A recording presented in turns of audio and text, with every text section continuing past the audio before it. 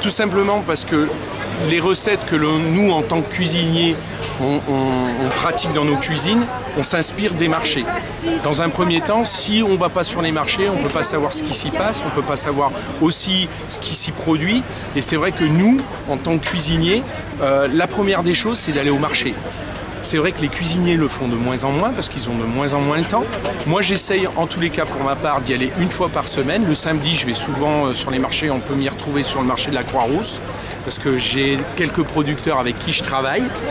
Et j'ai eu la chance pendant ces 10 dernières années d'avoir mon propre restaurant en Provence avec un des plus beaux marchés autour de moi. Donc il se doit aussi d'aller sur les marchés. Et puis c'est là qu'on va à la rencontre des gens. On va à la rencontre des gens, on va à la rencontre de nos futurs clients aussi.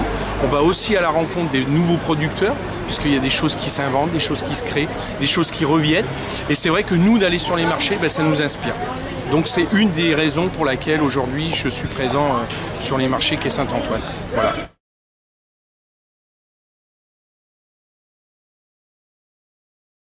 Les premières personnes que j'ai pu voir très tôt sont très intéressées, sont curieux, et puis surtout par le fait de ma soupe, parce que c'est une soupe qui mélange Provence et région lyonnaise, avec la cervelle de canut, qu'on pourra expliquer un petit peu plus tard.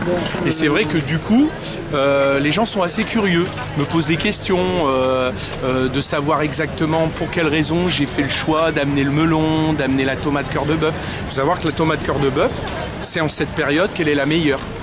Elle n'est pas forcément la meilleure au mois de juin. Il vaut mieux des fois attendre le mois de juillet, voire fin juillet, début août et le mois de septembre pour avoir la meilleure tomate, notamment la tomate cœur de bœuf.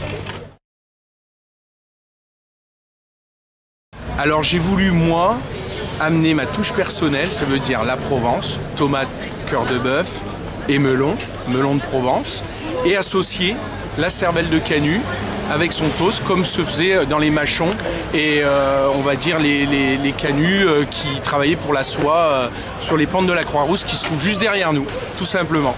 Voilà. Okay. Et donc sur justement la cervelle de canut, ça par contre vous la faites dans la tradition? Dans la tradition, comme on la retrouve, et j'ai donné une petite note provençale en prenant du chèvre frais.